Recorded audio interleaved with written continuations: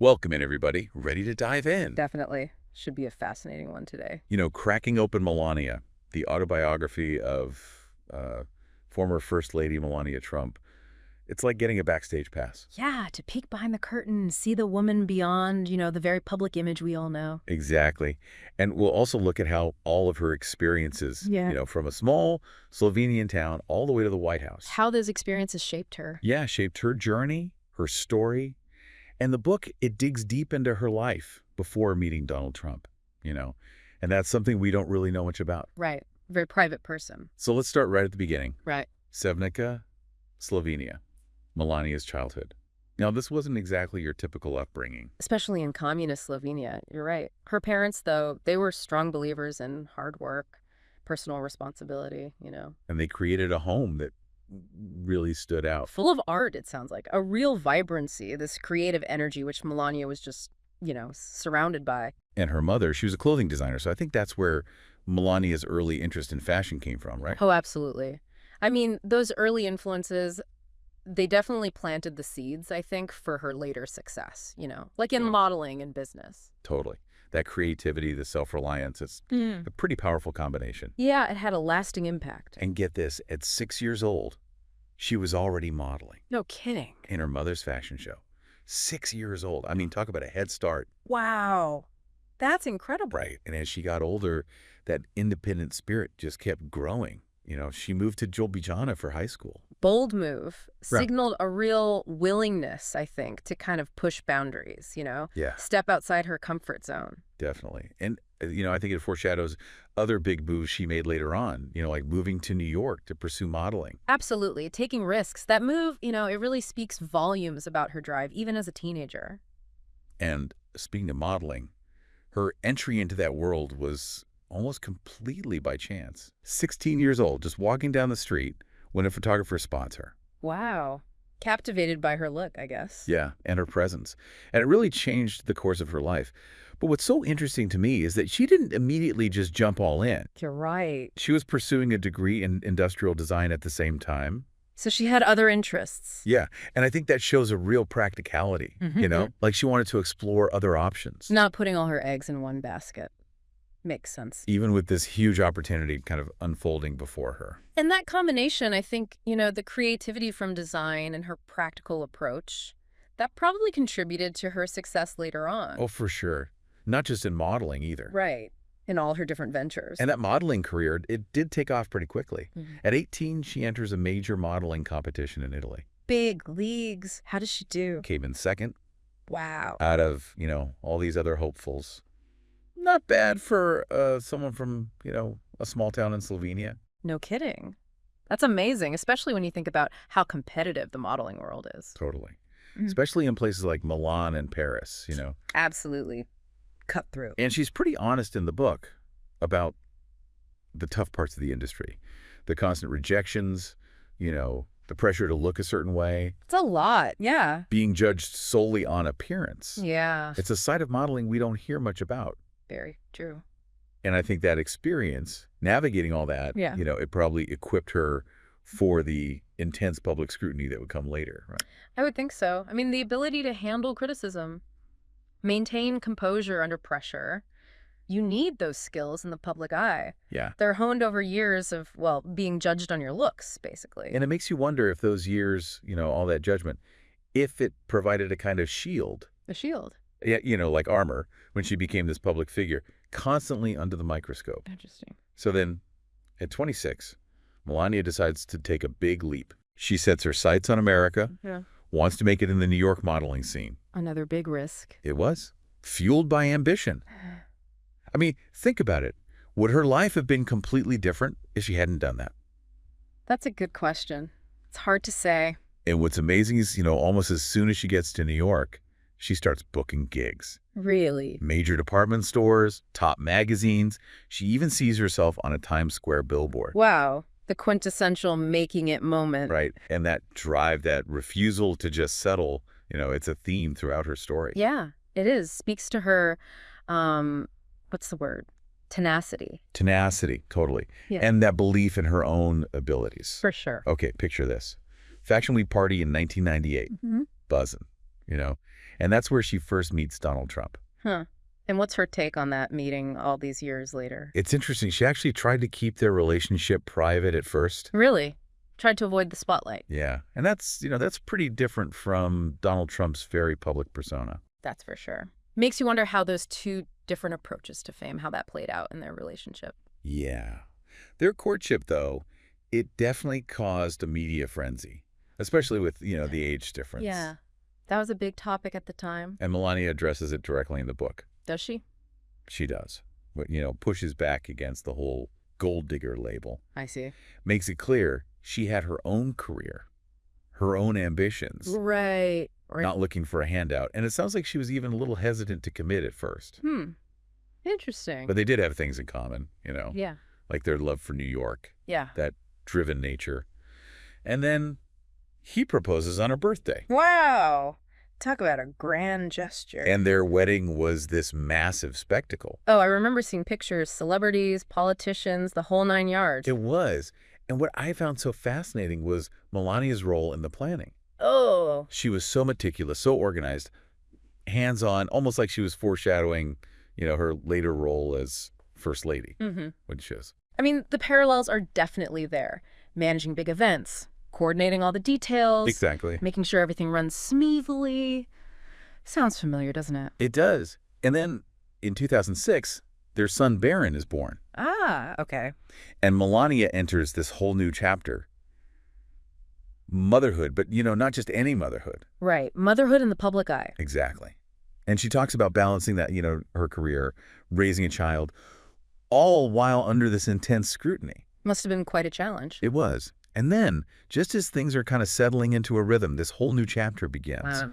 Donald Trump enters politics. Right, right.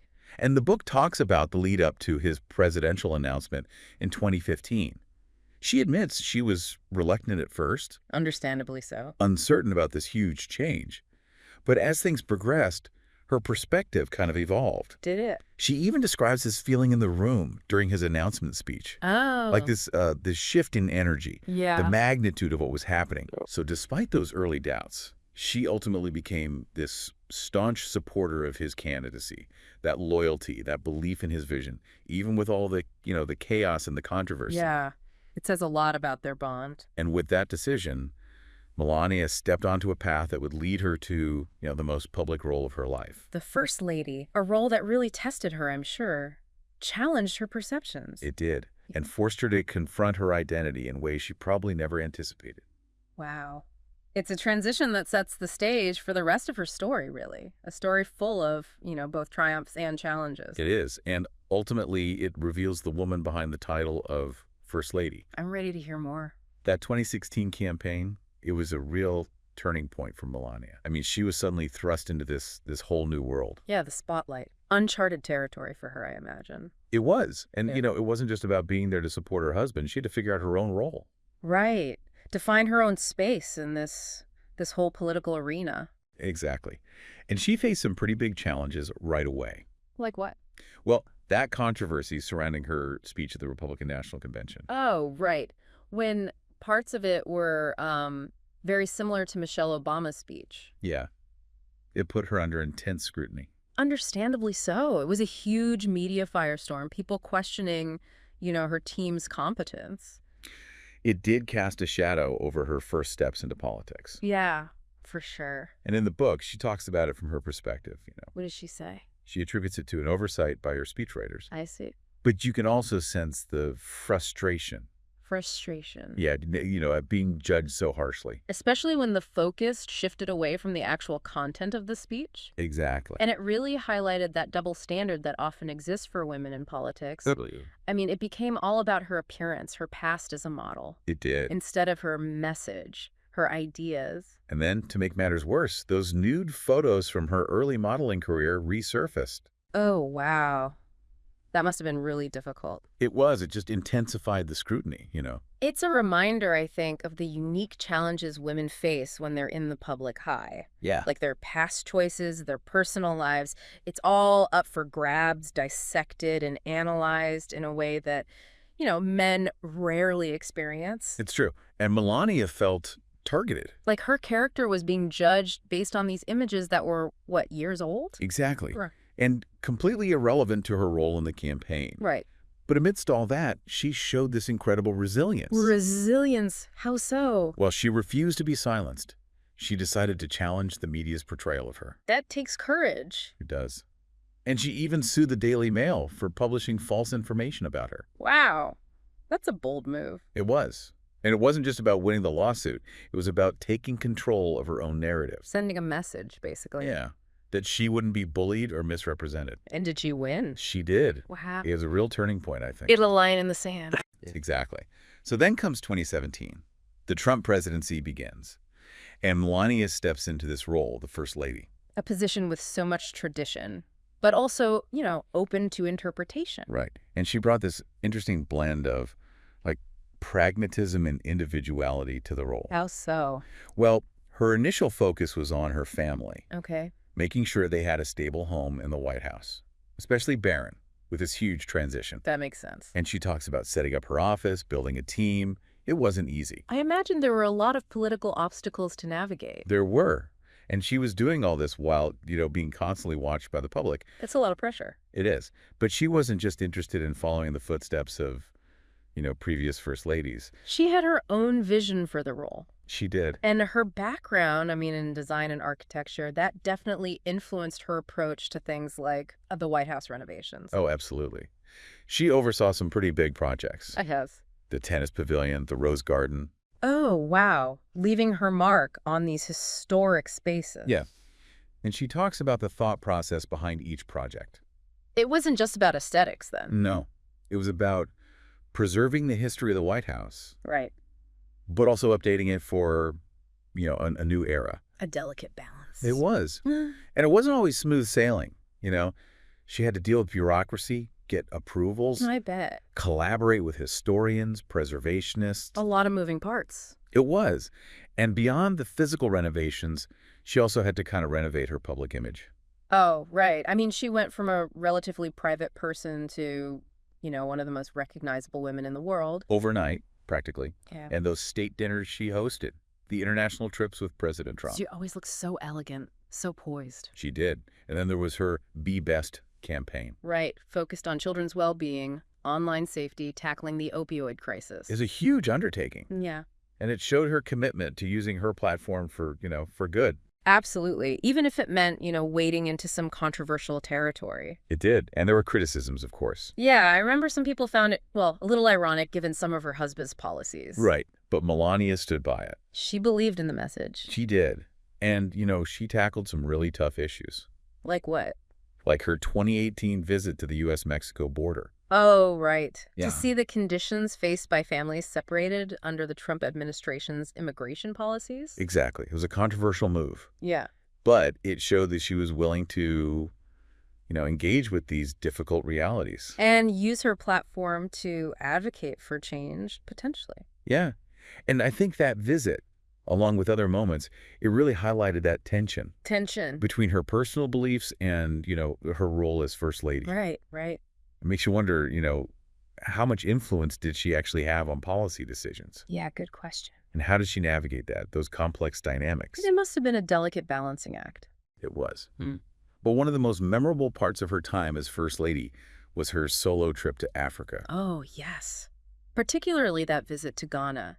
It really allowed her to showcase a different side of the administration. A softer side. Yeah. And she connected with people on a human level. She did. Visited hospitals, schools, cultural landmarks. Showed a genuine interest in understanding the continent. She did. And that trip, along with other international engagements, it allowed her to kind of step out from her husband's shadow a bit. Forge her own path. Yeah. And who could forget that photo of her wearing the pith helmet? Oh, right. It sparked quite the fashion debate. It did. But it also showed her willingness to, engage with different cultures, even if it meant inviting controversy. Right. And I think those moments where she broke from convention, they really offered a glimpse into a more complex and multifaceted individual. Definitely. Yeah. Than the media often portrayed. Exactly. And as we dig into the later years of the Trump presidency, we're going to uncover even more layers to Melania's story. It's going to be fascinating. It is. Revealing a woman who navigated some truly extraordinary circumstances. with grace, determination, and you know what? A surprising dose of humor. I wouldn't have expected that. It's there. Trust me. All right, so as we move into those later years of the Trump presidency, we can't ignore the impact of, well, some really major events, like the pandemic, the COVID-19 pandemic, and of course, the January 6th Capitol attack. These were moments that really shook the nation. And Melania's perspective on all of it, it's a pretty unique window into what was going on behind the scenes. Yeah, it's like getting a glimpse into the White House during those really tumultuous times. It is. She talks about those early days of the pandemic, the uncertainty, the news trickling in from China, trying to grasp the magnitude of it all. I remember that time. It was unnerving. So much unknown. It was. And she talks about President Trump's decision to restrict travel from China. Oh, right. That was a controversial move at the Definitely time. controversial. But she maintains it was the right call. Interesting. And what about her role during all of this? Well, she really positioned herself as this voice of calm, reassurance. Makes sense. The president was focused on, the political and logistical battle. Right. And she took a more personal approach, emphasizing staying informed, self-care, supporting each other. Those public service announcements she released, I remember those. They were different. Yeah, a different tone, more about practical advice, fostering a sense of community. Less about, well, the political back and forth. Exactly. And she implemented safety measures in the White House, encouraged staff to work remotely, even coordinated with other first ladies around the world, sharing information, offering support. That's interesting. I didn't know that. Yeah. And then in October 2020, just weeks before the election, Melania tests positive for COVID herself. Oh, wow. And she describes it as a much tougher experience than she let on at the time. Really? What does she say? High fever, body aches, fatigue, and all while dealing with her husband's own diagnosis, the stress of the election. That's a lot to handle. It was. But she focused on her recovery, taking care of Barron, who also tested positive. It's easy to forget that, behind all the politics, there's a family dealing with a very real, very scary situation. It is. And then we get to January 6th. Melania's account of that day, it's particularly interesting because she was kind of removed from it all as it happened. Removed? How so? Well, then it was fun with this huge archival work of her time as First Lady, Oh, okay. largely unaware of what was unfolding outside. So she wasn't really in the loop as the events were happening. No. She knew there was a gathering, but she didn't grasp the gravity of it until later. She even expresses frustration with the Secret Service's decision. Faction lead party in Barron. Really? Right. Felt it was an overreaction. Wow. Her account is definitely different from some of the more, dramatic narratives we've heard. It is. It's not that she's minimizing what happened, but she's offering a different lens, I think. One shaped by her distance from it all, both physically and emotionally. It adds another layer to the whole story. It does. And then, the transition out of the White House, she describes it as bittersweet. Sadness at leaving, but also relief. And anticipation for what's next. And that anticipation is clear in her post-White House activities. She's continued with Be Best, launched a new program called Fostering the Future to support foster kids. And she's even gotten into blockchain technology. Blockchain? Really? Yeah. Yep. Not exactly what you expect from a former First Lady, right? No, not really. But it speaks to her her entrepreneurial side, maybe, and that willingness to embrace new things. And she explains that interest in blockchain as, stemming from a desire for more autonomy, creating platforms independent of big tech, traditional media. It's about controlling her own narrative. Interesting. So she's taking control of her own story, even now. She is. But even outside the White House, politics haven't completely disappeared. She talks about encountering cancel culture, potential partners backing out of deals because of, her association with Donald Trump. It shows that the political divisions, they haven't gone away. No. And Melania, even though she's stepped back from the political stage, she's still navigating those waters. But it sounds like she's not letting it stop her. No. She's finding new ways to pursue her goals, refusing to be defined by, the actions or opinions of others. That resilience, that ability to weather the storms and come out stronger, it's a consistent theme throughout her story. It is. And it's served her well, both personally and, on the world stage. Absolutely. So as we wrap up our deep dive into Melania, I'm left wondering, what will her lasting legacy be? It's a good question.